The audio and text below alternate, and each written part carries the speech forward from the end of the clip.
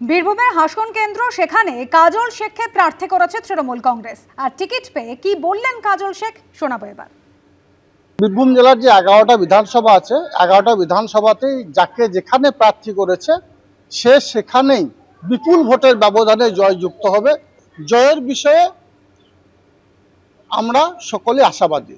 CPIM তো সারা বাংলায় শূন্য হয়ে গেছে, বিজেপি 365 দিন থাকে না, মানুষের 100 দিনের কাজের টাকা দেয়নি, আবাস যোজনার টাকা দেয়নি, রাস্তা নির্মাণের টাকা দেয়নি, সারা বাংলার মানুষকে এসআইআর এর নাম করে ইলেকশন কমিশনকে কাজে লাগিয়ে লাইনে দাঁড় করিয়েছে।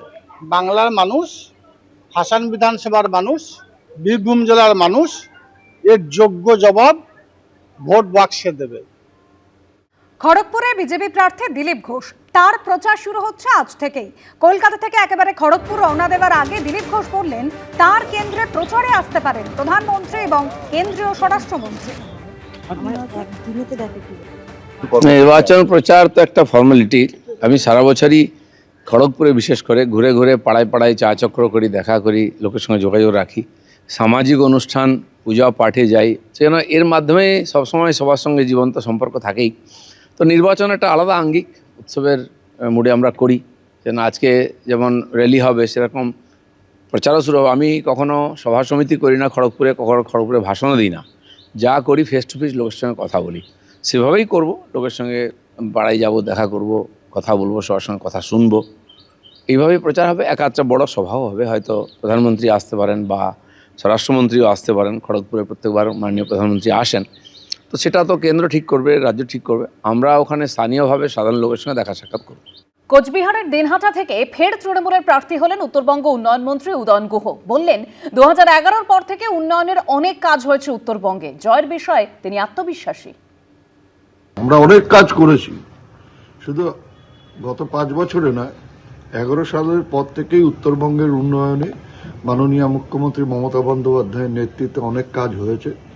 তবে কাজের তো কোনো শেষ হয় না, অনেক কাজ বাকি আছে, সেই কাজগুলো আগামী দিনে করতে হবে। জয়ের ব্যাপারে তো প্রত্যেকটা প্রার্থী আত্মবিশ্বাসী থাকে যতক্ষণ না রেজাল্ট বেরোয়। আমি আত্মবিশ্বাসী। কোনো দিনহাটার মতন শান্ত জায়গা তো, মানে আমি গত 24 সালের লোকসভা নির্বাচনের ভোটের ফলাফল ঘোষণার পর থেকে দিনহাটার মানুষ আর কোনো বোমের আওয়াজ পায়নি।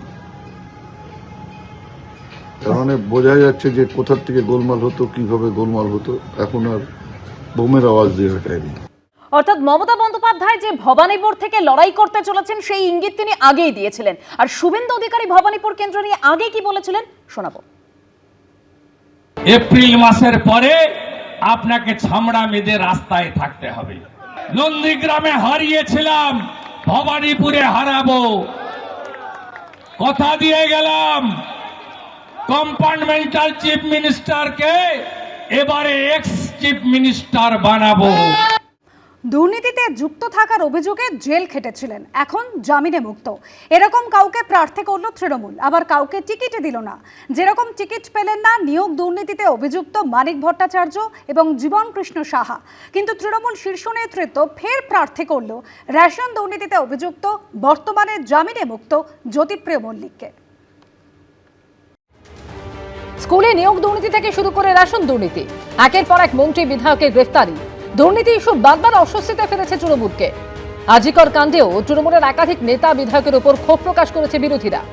এই প্রেক্ষাপটে হতে চলেছে আরও একটা বিধানসভা ভোট। এই আবহেই দেখা গেল দুর্নীতির অভিযোগে জেল খাটার পর বর্তমানে জামিনে মুক্ত কেউ টিকিট পেলেন, কেউ পেলেন না। পলাশীপাড়ার তৃণমূল বিধায়ক মানিক ভট্টাচার্য স্কুলে নিয়োগ দুর্নীতিতে দীর্ঘদিন জেল খেটেছেন।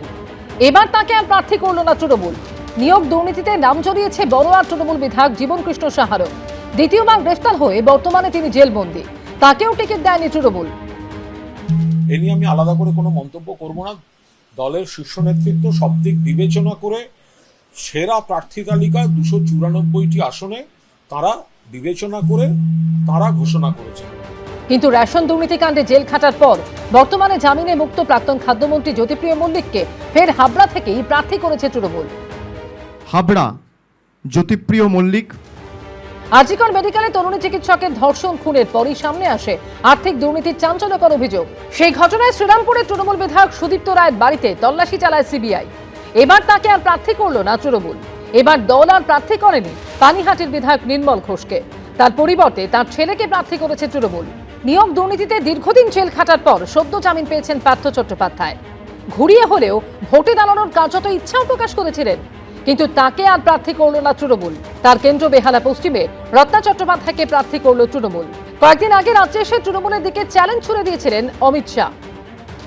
पार्थ चैटर्जी, ज्योतिप्रिय मलिक, अनुव्रत मंडल, जीवन कृष्ण साहा, माणिक भट्टाचार्य, फिरहाद हकीम, शोभन चैटर्जी, कुणाल घोष, ममता दीदी, ये सारे आपके साथीदार जेल जा चुके हैं, जेल जा चुके हैं।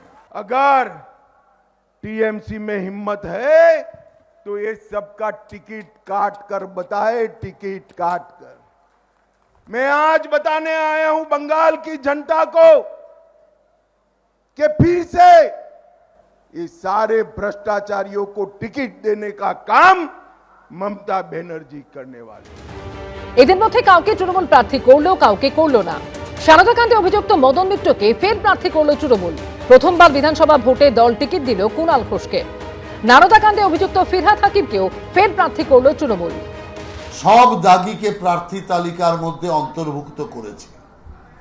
তার কারণ যারা চোর, যারা অসাধু, যারা দুর্নীতিগ্রস্ত, যারা গুন্ডামি করতে অভ্যস্ত, সেই সমস্ত লোকদের তৃণমূল কংগ্রেস বাদ দিতে পারেনি। অর্থাৎ পশ্চিমবাংলায় প্রার্থী তালিকার ক্ষেত্রেও কোনো নতুনত্ব দেখাতে পারেনি। পার্থ চ্যাটার্জি জীবন কৃষ্ণ সাহারা দুর্নীতি করেছে, কিন্তু জ্যোতিপ্রিয় মল্লিক জেল খাটা আসামি, রেশন কেলেঙ্কারি, তিনি সুনীতির লোক। কেউ মানবে কেন? মুখ্যমন্ত্রী যাকে পছন্দ তার দুর্নীতি উনি মানবেন, যাকে পছন্দ না তার দুর্নীতিকে উনি ঢেকে দেবেন। এই তো গল্প। ফলে মুখ্যমন্ত্রী এবং তার বাহিনী কখন কাকে প্রার্থী করবেন এর সঙ্গে নীতিঠিতির কোনো সম্পর্ক নেই। কোথাও কেউ বাদ, কোথাও কেউ পাশ। গণতন্ত্রে জনতাই জনার্দন। মানুষ শেষ অবধি কাকে ভোট দিয়ে জয়ী করে সেটাই দেখার।